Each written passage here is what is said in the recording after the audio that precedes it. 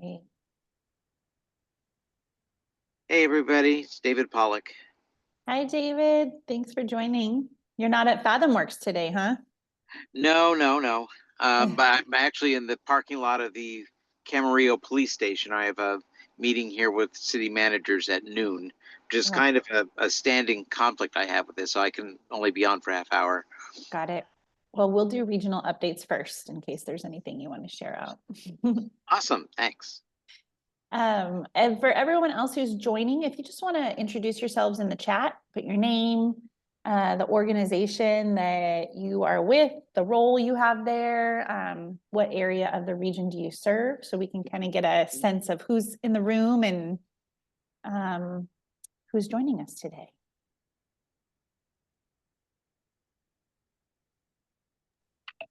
Well, I guess I'll start. This is David Pollock. I'm executive director of the Ventura Council of Governments, and was part of the LATA grant that we're now wrapping up. Yeah. The Ventura County Council of Governments is the hub for the Ventura Regional Broadband Initiative. That's the strategic plan that came out of the LATA grant. All right, and I do see that we have some familiar faces and some new faces. So I wanted to also just welcome the new Connect Core, is that the name of the program? Folks from Nukuyama who are on the call today. Do you want to just really briefly introduce yourselves? Hi, yeah, I'll go first. Okay. My name is Christian Vasquez, and I'm an AmeriCorps fellow serving at Blue Sky Center in New Cuyama, California. But yeah, I'm just excited to be here. Thank you. And I am the other AmeriCorps member. I'm serving at Blue Sky. My name is Jacqueline Silva, and this will be our first sit-in meeting for broadband. We're very excited. Thank you. And their AmeriCorps work this year is directly committed to broadband, I think, or the last fellow was. So it's exciting to work with the community there. Okay, we'll get started here with everybody. I see Tim on the call live from FathomWorks. We're going to do some quick updates from SLO, Santa Barbara, and Ventura counties about broadband deployment and adoption. We'll let Tim go first and then ask for other folks updates on your projects, updates on your needs, updates on questions that you have. Then I have some updates on California Broadband for All programs, particularly CASIF programs. And we then will have a special presentation from Dustin DeBrum from Cal Poly on the SLO C3, San Luis Obispo County Cybersecurity Consortium. And then we'll just give you a little bit of a heads up on what's ahead for the consortium in the closeout of 2025 and looking into 2026. So first, let's have some regional updates. Tim, did you want to let us know where you're at and what's going on in Ventura County? Yes, thank you, Shelby. Do you hear me okay, Shelby? We do, yeah. Okay, great. Hello, everybody. My name's Tim. Normally, I do the GIS and mapping support for the Broadband Consortium. But today I'm serving as a special correspondent reporting to you from Port Hueneme, California, where the FathomWorks Expo is taking place right now. So within this large hangar that I'm at, there's a number of vendor booths and exhibition booths, and there's a speaker series going on. And what this is about at FathomWorks, FathomWorks is an innovation hub based here on the Navy base. This is to facilitate civilian vendors bringing their new technologies to the attention of the Navy for the purpose of further testing and ultimately, of course, these vendors are looking to secure contracts and bring these civilian technologies into military use with the Navy. And so today there's quite a bit of activity and excitement, and number of things I could go on and on about all the different booths, but we don't have that kind of time. I'll just say that we've other people from the economic development world are here. It includes EDC's own Bruce Stinsley is here today, and Bill Simmons is here today. So the economic development world is well represented here at FathomWorks. Back to you, Shel. Thank you for piping in today from FathomWorks Expo. Any other updates from the region?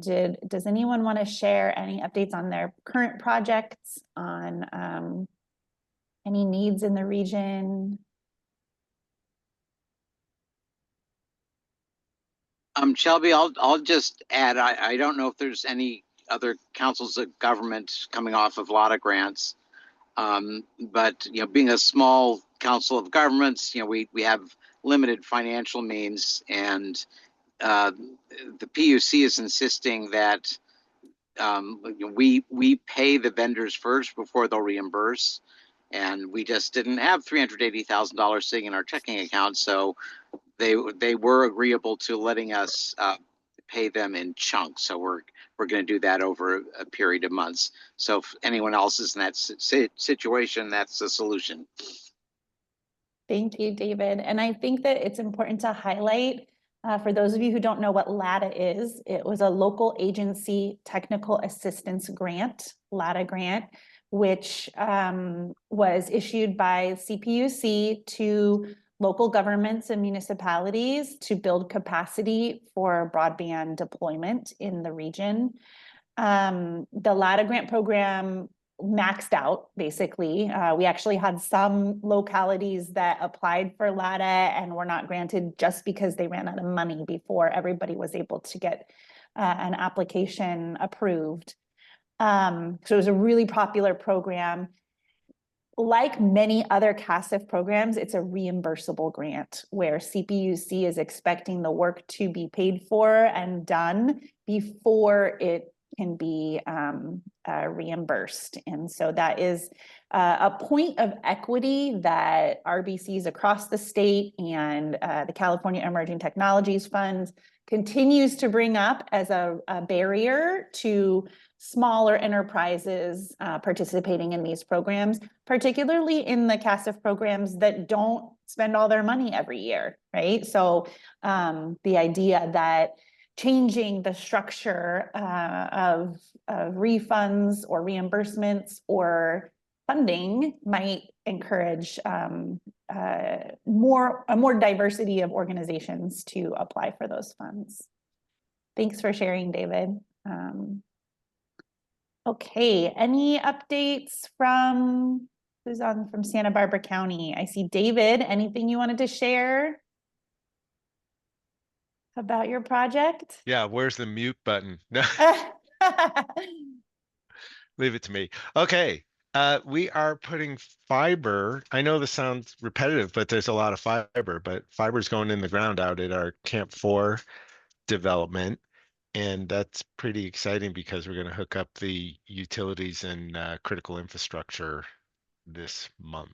Wow. It might spill into November, but we're going to have them connected. And is the middle mile stretch slated for deployment later or? Oh, excellent question, Shelby. Do we know? They've given us a price because we're going to have a shared trench with them for about 2.5 miles, maybe 3 miles. And they gave us a price, very reasonable. So that's great, but no schedule yet. And that makes me very nervous. So we've had to go back to CPUC and get an extension to our performance period. I've gotten a verbal, yeah, it looks all right. There's no objection, but I haven't got the letter yet. So we're a little bit nervous on that because it is October. We've been working with them for for 2 years, trying to get that little piece of information is when are you going to be here? And it's also dependent on our CPUC grant performance period, but they have to have everything they're doing in the ground and lit by December of 26, and Yes, we'll yes. see if they actually make that. On the other front, our Verizon, I don't want to call it a dispute, just we raised our hand and said, hey, Yeah. With the merger of Frontier back into Verizon, we were able to come out with a very neat agreement with Verizon moving forward, and we feel that they are going to be true partners with us. So that's great news on That's that front. fantastic to hear. Yeah. And just for background, for those of you who haven't been tracking along the last few months, David and the Shumash tribe had received the federal funding account grant, the FFA, the only FFA grant in Santa Barbara County, actually. So far. So far, maybe there will be more, we don't know. 2027, I think, is when they said they might open it up again. But it's a great project. It serves the full residence allocation and the reservation, and stretches across to the new residence locations Development. across the 154, which also includes a stretch of the 154 or the 246 for the middle mile. Another key element of this project is that the state middle mile is required to connect to all FFA grantees. And not because of that, but maybe as a side impact of that, the state middle mile then is stretching down from the 166 and the 1 and the 101 down the 154 to the 246, which maybe wouldn't have happened otherwise. So it's an Agreed. excellent, the impact reverberates beyond, I think, the reservation, and really is going to serve the broader Santa Barbara County area. Yeah, and the other piece dovetailing into that, the contractor who's doing the work is CBIN, CBIN, and they are dropping a 2-inch tube and 100 gigabit worth of fiber into the same trench that CDT, the middle mile guys, and we are. So there's going to be 3 2-inch tubes going through with 288 strand fiber in all directions. So that's great that they're bringing 200 gigabit pipes into the neighborhood, Yeah. and will be connected to one and maybe both, where they haven't told us anything about the Siemens side or what they're going to do with it. So that's pretty exciting that there's going to be that much capacity in the valley. Yes, it is. And I just wanted to also share with our new Kuyama folks, this is the same provider who's building the middle mile out across the 166. So likely the same level of investment is going to be passing Kuyama Valley, passing through Kuyama Valley. And then I also At wanted to last. finally, it's been Did they get a years. schedule? Oh my gosh, no, No. they're waiting. My understanding is the 166 route is pending approval, unfortunately, from the Bureau of Land Management, the Federal Bureau of Land Management. There's a tiny stretch of the route that crosses BLM lands. And there's a protected species, maybe lizard, some protected species that needs to have some evaluations done. Mitigation, yeah. With the current federal shutdown, I don't know how that's impacting.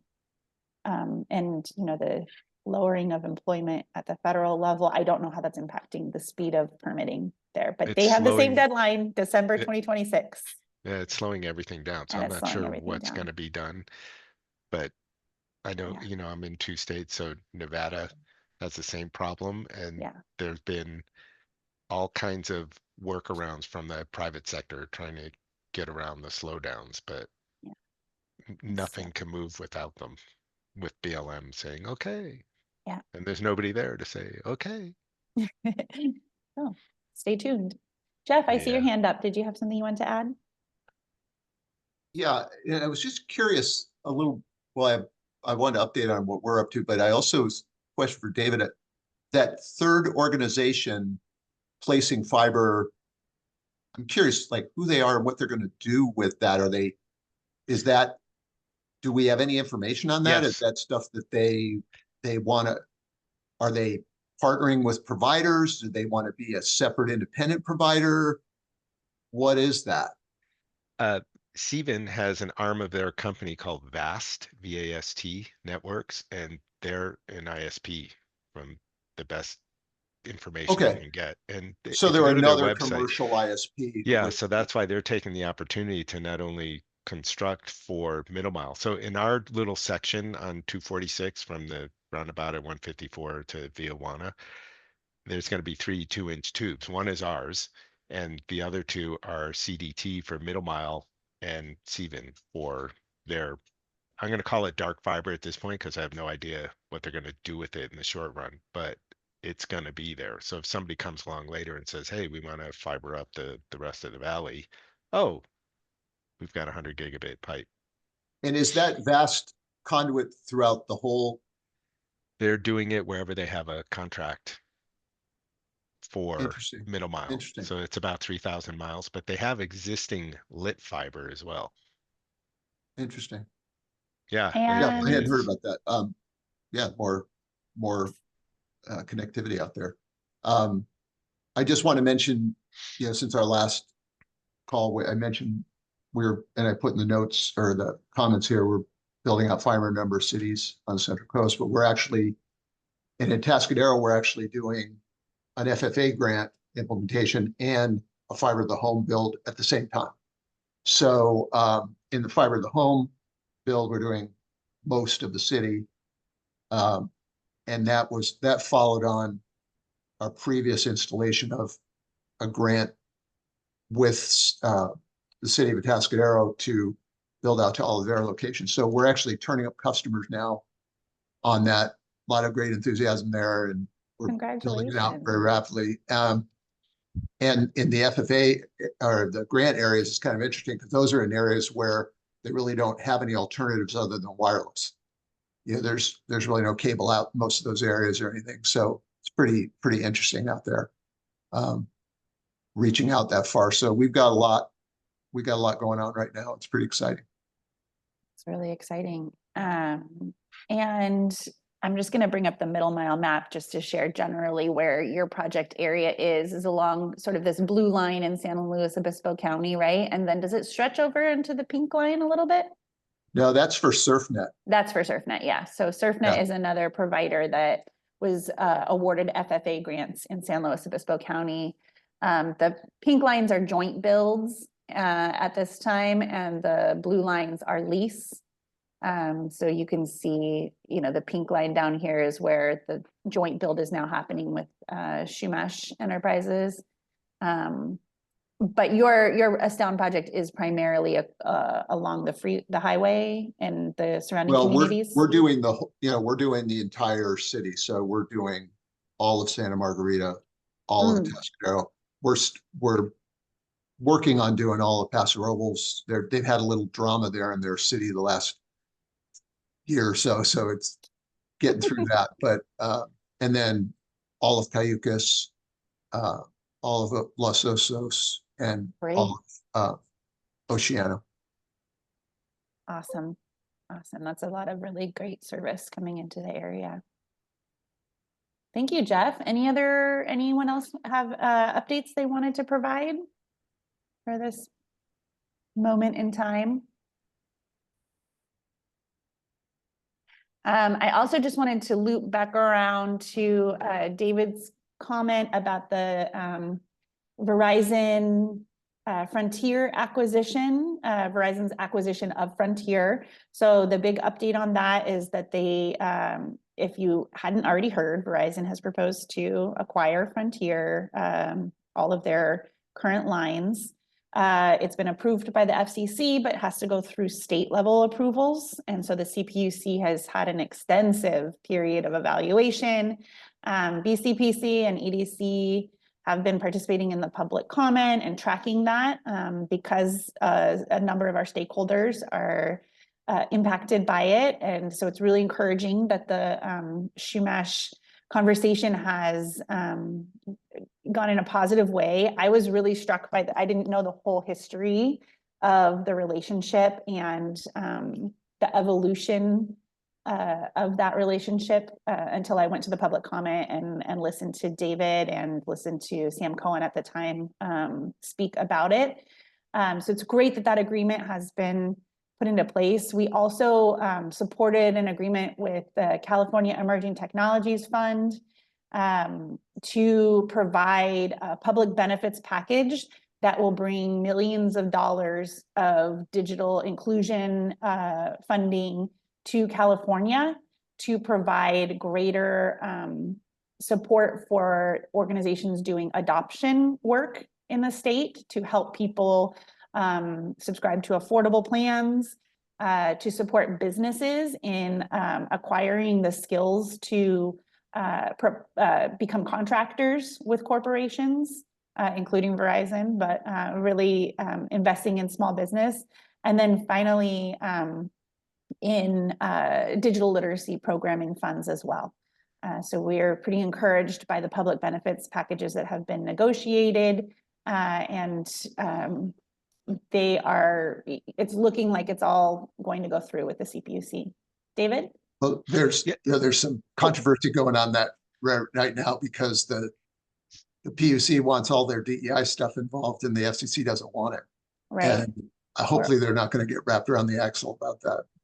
I guess that's something I hadn't thought about. I thought this was really a state level purview. Well, it's both, and thanks, Jeff, for bringing that up. That was part of the reason that they were so interested in including the tribe, because we'd be VI and DEI. Yeah. Yeah, and Verizon's fine with the DEI stuff. They just don't want to have it stop the FCC side of the transaction. Yeah. Yeah. And Well- Verizon's been running advertisements urging people in California to contact the Public Utilities Commission to get this completed so that the technology and the investment they intend to make in California can get going. Yeah. Yeah. So on that same note, segue, Mhm. Verizon is having a small business event in Solvang, believe it or not. And I think I sold them accidentally on the venue because they have made several visits in person to make sure that we're happy with what they're doing and negotiating the deal. And I had them stay at the Cork and eat at the Craft House. And Nice. next thing you know, they're doing their event there. So Yeah. yay. But the thing is, they're going to grant $5 million in the local area to small businesses that are adopting technology, and this is the event to introduce it to small businesses. So if Yeah. you don't have that flyer, I think it's on their website, or I might have it somewhere still. I'll see if I can drop it in the chat. We also sent it out with our most recent newsletter. Oh, good. And we'll follow up with our email after this meeting. We'll follow up with another flyer as well. Then I will leave that to you and stop looking. Yeah. Take it off your shoulders. Appreciate it. You know what's interesting about this is historically, the AT&T areas generally had better overall service than the former GTE areas, which were later taken over by Verizon. Mm-hmm. And it's interesting because Verizon's been much more aggressive, and even Frontier on fiber build outs, and AT&T really hasn't. Most businesses they'll build out too, but as far as building out fiber to the home, Yeah. they've been really, holding back on that. Well, they've been So, focused gonna be- really heavily on their fixed wireless access and the Yeah. FirstNet side. So they've spent a lot of money building their wireless network, and I don't think there was much left to go fiber other than Yeah. backhaul for their Yeah. towers. And from like this group's perspective, it's nice to have fixed wireless, but it's not a substitute for fiber over the long run. And Right. it's a little bit of in my view, a little bit of a gimmick, for people. A lot of consumers just don't understand that. Yeah. They And think it's an equivalent product. I heard one of our colleagues, I love the way he put this. He said, there's a technology for every location, right? There's an appropriate technology for every location. And, the technology that's probably at this point, highest capacity, highest speeds, and longest serving is the fiber option. And so I understand that fixed wireless is going to be a great solution for some places that can't have fiber at this point.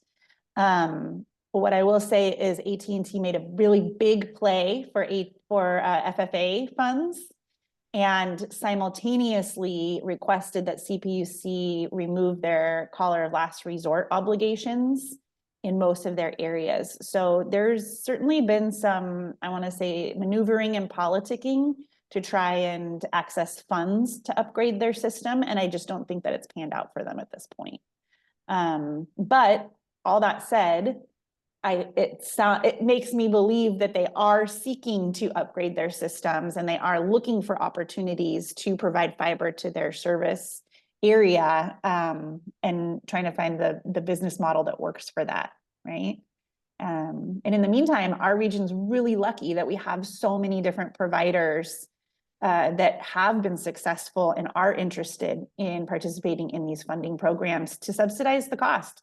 We have some real rural terrain in some places of our counties that really would be too expensive to build to from a business model standpoint if we didn't have those kinds of subsidy funds. So yeah, thank you to all of you, but you know, I think that is one of the benefits that we have going for us in this region. We just have to get to those last places. I have a, because we're not on an agenda, a quick poll. Is anybody here on fixed wireless at home or? Roman says a little bit. Yeah, I'm on fixed wireless. So do you get throttling? Or is it rock solid Not that all I'm the aware of. time? I mean, I live out on a ranch off the grid, so I don't have a lot of choices there. And I have peak Wi-Fi has a site on one of the hills on the ranch, and so that's how I get my service at home. I'm still hoping some BEAD money will come out, and one of us will win it to be able to bring fiber up my rural road someday. But who knows? Well, you can do it yourself, and wait. Yeah, I can do it. I've got a conduit down to the road, but doing it in the public right away is a whole nother ballgame, Right. Yeah. So I did a poll among my neighbors, and we have T-Mobile and Verizon as fixed wireless access options, and no one has it anymore. So they usually stay on it for a couple of months, and then they get throttled at dinner time pretty much, and the cell disrupts. carriers have that problem. We see that a lot. Okay, so I was just I wondering think if it's a little anyone had the different same with the trunk, experience. like with the peak Wi-Fi's and SurfNet and those guys. I don't think they've got at least I haven't experienced that kind of throttle. Roman? Yeah, I'm kind of in a weird situation where I'm not in fixed wireless, but I do consulting with different providers, and some of them are small startups, wireless ISPs.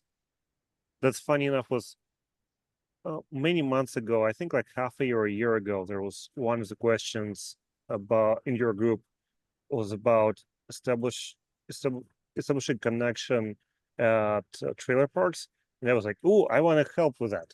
60G radios, install everything, and then plug into your fiber. Then got busy, moved on, and right now, one of the other reasons why I jumped back in, beyond that, I'm passionate about this topic of connectivity, wireless or not, but just communication in general. But now there's a conversation. It's possible we will start a wireless ISP in the upcoming next couple of months, specifically in like Ventura area, Northern Ventura. And the whole focus is going to be exactly what was mentioned on the areas that are so distant that they don't have fiber right now. And there is no real benefit in fiber for them because they don't really use much traffic. That's about it. Great. But well, yeah. we'd love to talk to you more about that, as it develops. Yeah. Yeah, and I totally forgot about the original question about throttling. I always push for no throttling, net neutrality, provide connectivity, make customer happy, then everyone's happy.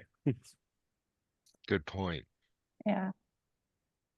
I 'Cause appreciate that. the other option, I mean, it's weird, but the other option is Starlink. And one of my friends does a lot of RVing, so they got Starlink for when they travel. And he said, you know, I'm just gonna get a second one from my house. We're in a weird part of the city where there's just no coverage. There's barely wireless, and they have coax, but it's not updated, and there's no fiber. And AT&T has Twisted Pair, which isn't used. And so far, so good. Yep. And we, you know, I think Starlink is certainly a viable option for some areas as well. Yeah. And some people are really happy with it. I personally think having a diversity of options is important for the market. Yeah, I agree with you. Okay, I'm going to bring us back. Any other updates that anyone wanted to share? And then I'm going to share out some updates from statewide agencies just for your information. I know in case anyone's applying for CASF grants, there's a couple updates just to point out that you've probably already received notification of, but also there are some pending recommendations for changes to some of the CASF accounts that I wanted to make everyone aware of. Any other updates today? Okay, great. So 2 meetings coming up this month that you may be interested in joining. The first is the California Broadband Council. You'll receive updates from CDT, CPUC, and CETF on the various Broadband for All programs that were put into place with SB 156. That meeting is on Friday, October 24th. You're welcome to make a public comment during or in writing. One of the key topics on their agenda that you might want to read the whole agenda, but one of the key topics is determining their priorities for 2026. So if you have strong feelings for any of those agencies about what their priorities should be, I strongly encourage you to take advantage of the public comment opportunity for this meeting. The Middle Mile Advisory Committee will also be meeting this month on October 17th. They also have a public comment form. We'll send the links out after this meeting so everyone has access to this. They'll be receiving some of those same updates. So these meetings can be a little repetitive, but this one, of course, will be focused on the Middle Mile. We did hear through our network of regional broadband consortia that they are anticipating rates for the Middle Mile, for those of you who are not FFA project owners. Rates for everybody else should be published as of December 2025. Again, that's not solid information directly from the Middle Mile. That's through the RBC network that we talked to about what did you hear? What did you hear? Who did you talk to? So a little bit of secondhand knowledge. Updates on our Middle Mile. We did just talk through David's update, but I wanted to just share, we still have a majority of San Luis Obispo miles are in installation phase, meaning the fiber is being pulled already or the work is actually commenced. Pre-construction phase is the permitting and planning and engineering phase. So San Luis Obispo still has a bit to go there, Santa Barbara a little bit more, Ventura way less. And luckily all 3 counties have more miles in installation than they do in pre-construction. So that's encouraging. Nothing's ready to connect yet. I believe I heard that Lumen, which is this sort of yellow line going up the 101 predominantly, Lumen, I think, is slated for July 2026 was their anticipated light date, and CVIN December 2026. They're going to be the tail end. American Dark Fiber has a tiny little stretch over here coming into Ventura County, and then they'll link up to, I think, Lumen or a joint build. And I don't know exactly what their schedule is for their lighting. But that type of information you may learn at the Middle Mile Advisory Committee meeting. The next is updates from CPUC, CASF recommendations. So the CASF accounts were up for review, and the rulemaking was maybe going to be modified a little bit as of January 2025. They're still looking into the recommendations from staff around modifications to the CASF accounts. CASF accounts include like the regional broadband consortia. So we're funded through the CASF account. The infrastructure grant that's due October 31st this year that funds last mile and some middle mile, if necessary, infrastructure. Adoption grants that fund digital literacy and broadband access programs. Public housing grant is part of this. The line extension program, all of these are part of the CASF group of grant programs. So Commissioner Houck was assigned the evaluation of the public comment and the recommendations from statewide agencies, from RBCs. We actually have a joint RBC group that's making some suggestions for, you know, based on experience of helping communities with these grant programs. And so the meeting on October 30th is, has as an agenda item Commissioner Houck's recommendations to the commission. They don't have to approve these until March 2026. We're hoping that they're going to bring it to a voting meeting before that, because we'd love to get the Regional Broadband Consortia grant program going before our grant runs out for this cycle. So a couple of the recommendations. First of all, Regional Broadband Consortia grant program. She is recommending that we expand eligibility to California tribes, that they retain the same rules. There aren't any extra rules on tribes. They don't already impose on Regional Broadband Consortia existing.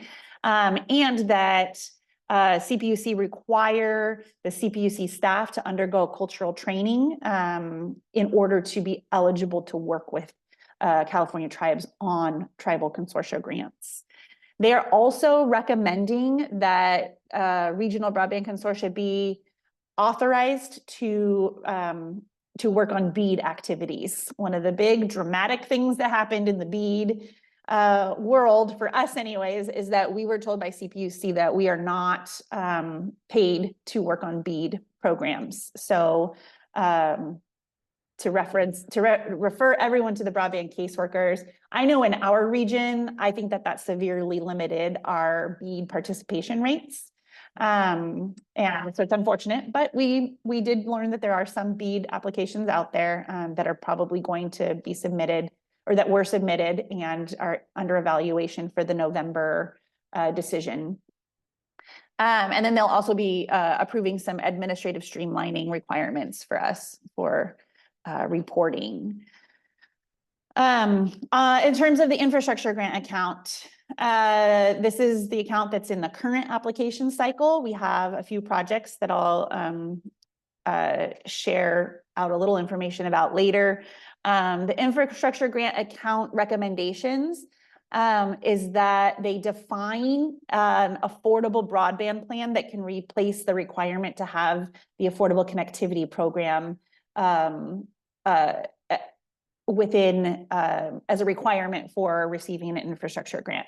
So up through this cycle, even it says in the text that you have to participate in the Affordable Connectivity Program. That's no longer funded by the FCC, so it's no longer active. So there's a recommendation that for the next cycle, they replace that language with some type of affordable broadband plan requirements. There is a separate proceeding happening where they're considering adjusting the California Lifeline program to add in broadband access service. And they are actually piloting that. They made a decision in August to pilot that program in California to determine if it's viable and if it can be substituted in the infrastructure grant account. Again, that's not going to apply to this cycle. It would apply to a future cycle.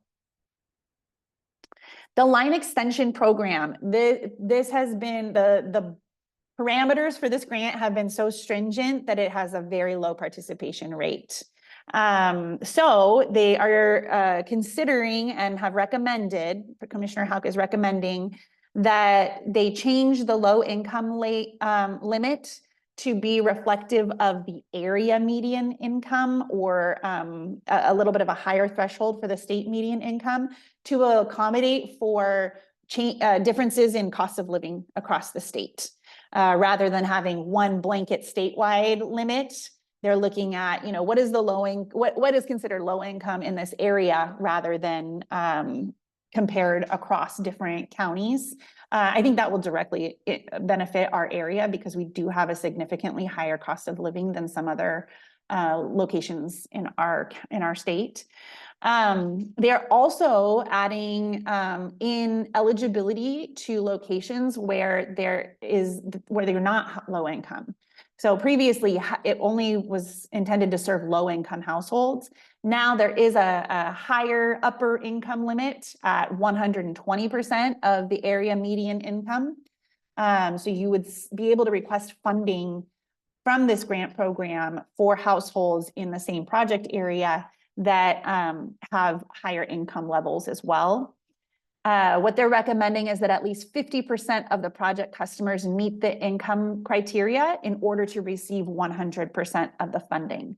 So if your project area covers additional households that don't fall within those income requirements, you would still be able to receive funding for the project, but at least 50% have to be within the parameters.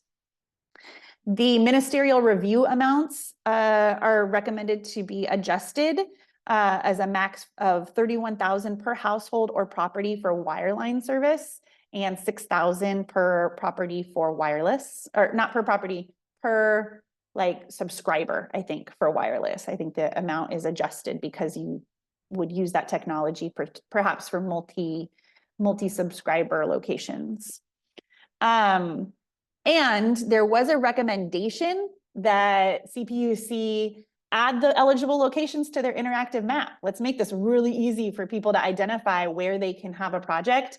The staff said that is going to be prohibitively expensive and take a long time to complete. So what they determined to do is to identify the level of qualified locations per county and put out that information so that you can see, oh, 20% of locations in Santa Barbara County would be eligible for this program, or 50% in Ventura County. Whatever the case is, they'll publish the percentage of eligible locations, eligible households.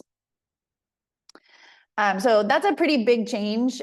We have looked at the line extension program for a lot of different locations in the area, and it has never panned out. So we're looking forward to reassessing and reevaluating if this program will be useful for any of our underserved areas in the BCPC region.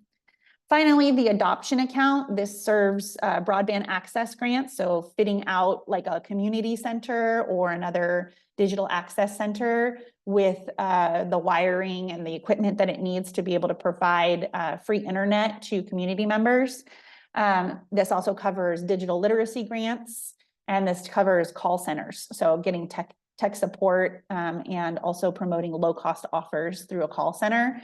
Those three programs are part of the adoption account, and they are changing some of the requirements to improve access to low-grossing organizations. So in prior iterations of this program, if your organization did not have $50,000 a year, then you had to find a fiscal agent to support this application. They're changing that so that some of these smaller organizations have access to this program. They are also planning to incorporate assistive equipment and technology into the broadband access grants so that you can outfit a community center or some location that provides free internet with accessibility equipment. And it also changes the definition of low-income communities to align with the low-income energy programs rather than CARES, which is a slightly different parameter for low income. It would increase eligibility and make your income level higher. If eligibility income level higher. So those are the changes that are on the docket. That's coming up for a business meeting on October 30th. Again, we don't know when they'll vote on those changes, but these are the current recommendations for commissioners. Two quick changes, not changes, but two quick items to flag for you. If you are applying for a CASF infrastructure grant, the application is due October 31st. The locations have been updated with new CASF IDs and can be found under the Data and Maps webpage. These locations previously had what were called location IDs, which you then had to do some manipulation to identify the actual exact GIS points in order to include those. They've now updated each location with a CASF ID. So you can put either the CASF ID, or if you already have the location IDs aligned, you can put both. Also, the CEQA questionnaire has been updated. Because it was updated late in the cycle, they are extending the deadline for that item only to December 1st. So you are still responsible for completing it, but the deadline for that one item, item 18, has been extended. Everything else has to be submitted by October 31st. If you have not connected with us to request a letter of support, we're kind of at the end of our outreach. We have conducted some outreach already, but if you're still looking for support, we'd be happy to see what we can do. So please reach out to us by the end of the day tomorrow at the latest. We'll see if we can still support. You can request a secure FTP link to submit your application. CPUC is strongly encouraging any applicant to do that. And if you have application questions, then feel free to send an email over to the CASF team at this point to help troubleshoot any questions you have. And with that rush of updates, I wanted to bring Dustin DeBroom up to the mic and give you a chance to share your screen. Slow C3 is an initiative coming out of Cal Poly and the San Luis Obispo area. And I just wanted to introduce you and let you take it from here. So I'll stop sharing and give you sharing power.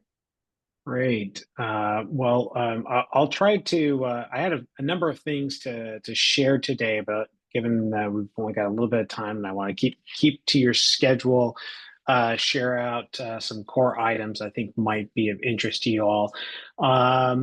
For those of you who don't know, let me first start by just introducing myself. My name is Dustin DeBrum. I'm the Director of Operations for Innovation Programs, part of the Noyce School of Applied Technology in the College of Engineering at Cal Poly. I've been there for coming up on 25 years and kind of run in a number of different projects here regionally regarding innovation programs. We are really focused on providing experiential learning opportunities for our students, getting them to engage with the public in general. And we have a couple different programs that you run that through, and that is the California Cybersecurity Institute, the Cal Poly Digital Transformation Hub, which is a partnership program with AWS, the Cal Poly 5G Innovation Lab, which has worked with, I think, maybe a couple of you out there potentially. But I wanted to first share out, as Shelly was talking about, the, this is the wrong slide, the Slow C3 program. For those of you who don't know, currently it is Cyber Awareness Month. And the Cybersecurity Institute has collaborated with the Noyce School of Applied Computing, Business Higher Education Forum, City of San Luis Obispo, a number of different entity programs here in our county, Trust Automation, Masterly, PG&E, REACH, County Office of Education, and others, to really start to look at how can we begin to support cybersecurity education understanding from a community-wide sense. So this last 2 weeks, we actually were out at farmers market sharing information, do's and don'ts, tips and tricks, trying to help the general populace understand that cybersecurity is not just something you hear about in a technology sector. It's not just something you hear about on the news around data breaches. It's actually a very individual issue, something that we all have to be cognizant of and aware of. The problem is there's not a lot of education, training, and support provided to the general public around personal cyber safety, personal cybersecurity awareness. So we're trying to change that game by working with partners to share information out there. Of course, we do this highly leveraging our students on campus to give them an opportunity to engage with the general public and get information out there. One of the things that we shared out during this the last 2 weeks, tied to the Slow C3, is an actual game-based platform for cyber education training. This is a program that our students build and develop for middle and high school students, and we're now expanding it beyond for general public utilization. It's taking a gamified approach to cyber education training, getting people getting their feet wet, getting them some ideas, but doing so in a fun and interactive way. That game has actually transitioned quite a bit over the past few years. I think in this case, this is one of those areas where we can say COVID actually did as well by forcing us to move from an in-person type training program into an online training program, which now has reached over 17 states and thousands of students across the country, all happening directly from here. But we're always looking to engage more students here locally within our own county. We actually were advertising over the last 2 weeks that we have an open play event coming up this next week. I'm going to put the link into the chat. It's open to anyone who might be interested in this platform to play, try it out, share it out with those who might be interested. And it's a lead up to our competition that we actually run in April each year for middle and high school students across the country. That platform really focuses on teaching students core understandings around cybersecurity, information to get them interested in it as a career. We're not just scratching the surface of it either. There's an advanced component to that game, which forces students to start doing some real world forensics analysis on data, cyber data, using tools like Wireshark and Autopsy to do a forensic analysis of an orbitology example that's out there. Just a quick showcase of some of the impact that we've had, the states that we've been played on. We're looking to actually grow and increase that over time. That is our cybersecurity part. I want to make sure that I'm okay on time for you here, Shelby. You're good. We have until 1 o'clock. Okay. Yeah. The other programs that I wanted to quickly share, but before I do that, any questions on the Slow C3 effort that we're doing and the cybersecurity game platform that we're running? I see that it's middle school and high school players. Mhm. Is that's the target audience? It'd probably be too advanced for anyone younger than that, just out of curiosity. I have a 9-year-old, so I'm asking. I would say go ahead and sign up and let them play. Cool. We have some very basic questions around there, so it gives them an opportunity to move around. They're asking questions. They're trying to capture flags in a 3D environment that our students have built out. Might be a little bit too much for diving into the forensics analysis component of it, but definitely the top level beginning cyber information is out there. But this event, which we actually host in collaboration with NICE, which is from a national standpoint, is open to everyone. So any one of you can actually play the game if you're so inclined, if this is of an interest. And we do ask people to share the information out as well and get others involved. Yeah, maybe just tacking on to that, one of the really cool components of this is, as a education tool that the general public is learning about cybersecurity, learning about safety in a lot of ways. It doesn't take much to get engaged by this and then go, oh, I need to implement different practices, right? Like it's pretty cool for education in that way. It's also really cool that students get to continue to refine and drive some of this process. So yeah, double dips in a lot of areas and really exciting to see kind of it spread across it's across the US, but certainly across the region. Would love to see more people engage. So super cool stuff.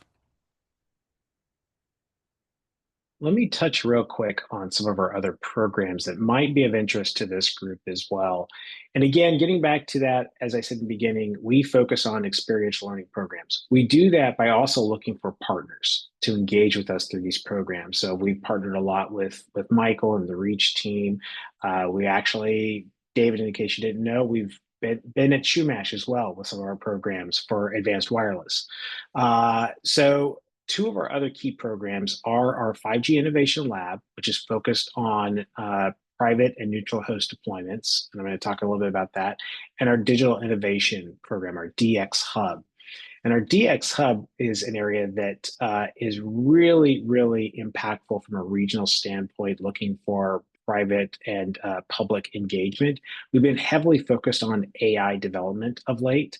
The DX Hub is a program that allows anyone, especially public sector partners, to come in. I have a challenge, something I'm trying to address, something that I'm looking for some digital support.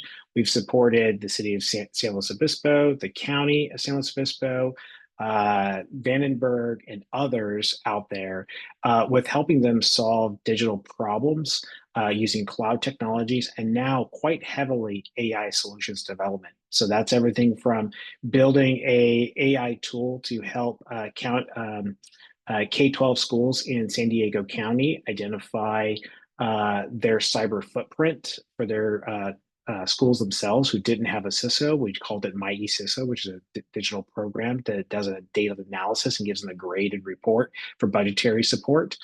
To also recently working with our procurement office at Cal Poly to help them build out a tool called Scope Builder that helps them automate their scope development process. We've been doing more of those types of programs and are always eager to engage with external partners who'd be interested in working with us. And each of these cases, it's our students who, again, getting that experiential learning, who are the ones who are actually building the solution. The solutions that are developed are completely open source and released to the general public for utilization. And then we tee up those interested parties who want to take that into a production workflow. We actually connect them with external third-party partners who can actually help build that project out for each of their purposes. The other program, which is probably the one that might resonate with this folks, you all mostly, is our 5G Innovation Lab program. We are been heavily diving into looking at how we can leverage advanced broadband wireless connectivity, especially for ag utilization and research purposes. So I know a lot of you are talking about, getting fiber to the location. We've been really looking at that sort of last mile connectivity, especially on a rural deployment. We're currently right now waiting to hear back if we got an NSF grant whenever NSF opens back up to actually do demonstration at our Swanton Pacific Ranch location north of Santa Cruz, demonstrating a remote location deployment with a private networking for ag use cases. But in the meantime, we've actually done a number of evaluations already on campus. So Cal Poly is already running its own private 5G 4G LTE deployment with both a private networking and an E91 support network on campus back in Poly Canyon Village. We're doing this in partnership with T-Mobile, AT&T, and we are trying to get Verizon slowly on the loop with a lot of this as well. We're also doing a complete build out in one of our largest buildings, the Frost Center, which was completed 2 years ago on campus, where we're doing a private networking, a neutral host networking deployment example, where we have installed access points in this location and then partnered with both T-Mobile and AT&T, which you may have seen in press release. AT&T just got finalized on our network, so they're riding on our network to provide connectivity in a remote location that wouldn't normally be able to be served because the antennas that are around our campus aren't penetrating into our gigantic concrete buildings that we have.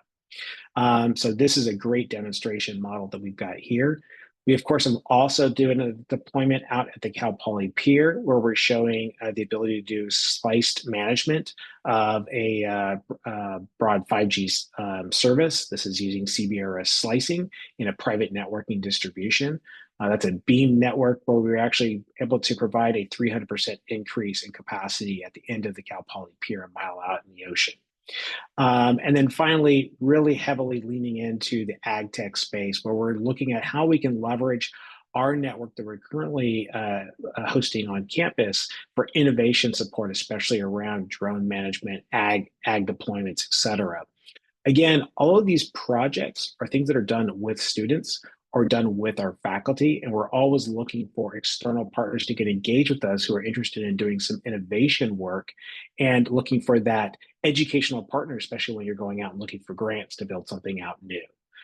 So we are definitely open to that opportunity as well. I went 2 minutes over. I'm sorry. You're great. This is fantastic information. And what a cool program. Does anyone have any questions for Dustin or thoughts? Potential partners, people you want him to get in contact with? Well, even if we don't have a big response right now, let it tumble a little bit. Please. We are hoping in early 2026 to invite Dustin back alongside Bill Simmons and some folks from the innovation space in Ventura County, and then Tom Stevens from Vandenberg to talk about what's on the horizon for commercial space development at Vandenberg, and how is this all connected to this underlying need for our region to be prepared for that with the correct infrastructure. So I would add to that, not just at Vandenberg, but also with the Paso Robles Spaceport and Yes. Training and Research Center project that we're working on. That's another location where we're actually right now we are working with the city of Paso Robles to do a 5G evaluation for deployment out there to support the new infrastructure that's going in. Great. That's a really important point, that extra anchor up in the north part of San Luis Obispo County. Yeah, I think what's great, and I work a lot with Mr. Stevens down at Vandenberg, and we have really been leaning into some of these technologies. How can we bring some of the work that we're doing down there to help support Vandenberg? We actually work very closely with them to set up the digital transformation office that they have there, and they are very keen to find more ways to bring in additional student engagement at the range. So, and that applies to both Cal Poly and UCSB with some of the programs and projects that we're rolling out there. Shelby, I'll send this slide deck with some additional information over to you if you want to share that out with your group. As I said, that the offer is out there for anybody who's interested in engaging with students, engaging with some of our experiential learning opportunities, or just wants to get more information about our programs. Great. And we will send that slide deck out with our follow-up message. Great. To everyone. I just wanted to add on to that too. I appreciate, Dustin, you did a great job of summarizing, and I think it's still just kind of scratching the surface of, some of the innovation that's coming out of Cal Poly. Also seeing so much innovation coming out of UCSB, as well as our community colleges locally here. It's really a cool time to kind of see some of these things start to connect and scale up. Particularly around aerospace and, the work that's happening in Vandenberg, as, Dustin mentioned, seeing some really cool work moving forward in Paso, as well as, this Fathom work is a lot of similar industries and connected industries as well. So we're at a cool time, and it's exciting to kind of keep tabs on this as we, move the infrastructure forward that's needed to make all of this stuff actually happen. So appreciate everybody being on the call and leaning into some of that, and we'll keep it going. Yeah. Thank you. Awesome. And Dustin, I think you put your email in the chat in the beginning of the call, but would you mind just popping your email in there one more time for those? I did not, but I'll add that in here. Great. If you don't mind, then anyone There you who's go. on the call can access that. We are looking ahead to wrap up our last meeting of the year next month. Traditionally, this is our unrecorded meeting, so we will not have a recording of the November meeting. We invite anyone to participate and share their real honest thoughts because it won't be recorded. That means Also, for we everybody will, listening to this recording, you actually have to show up. yeah, exactly. And it'll be at the same time. We also are going to share out our sort of annual wrap up of what BCPC has done this year, but also what we've done in the 3 years of our grant program. BCPC's grant is set to expire at the end of 2025. We did receive a 6-month extension for some very limited activities through June 2026. We are funded through the CPUC Regional Broadband Consortium Grant Program. They have not announced when they will put out the next cycle of their grants. We're hoping that it's sooner rather than later so we can continue this connection uninterrupted.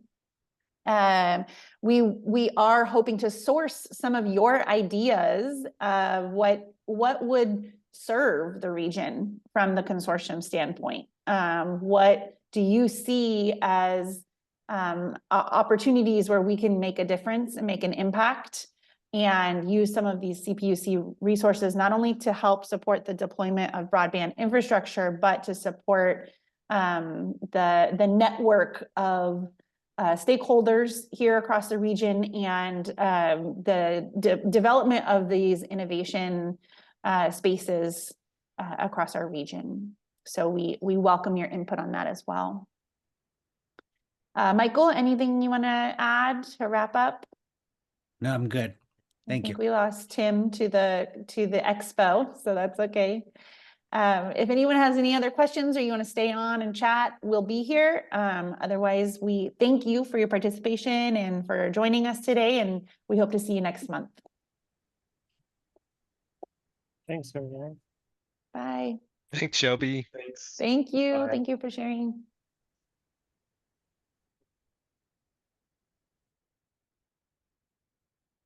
Thank you, Shelby, Dustin.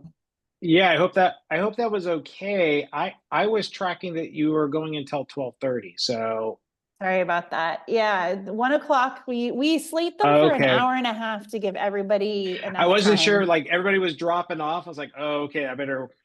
Yeah. So I apologize if I speed ran through that. I wanted to make sure to try to touch base on everything. You But did great. You did great. I think it was perfect. Honestly, a lot Okay. of people listen back on, the recorded message, which is why we're pinning for them to show up next time.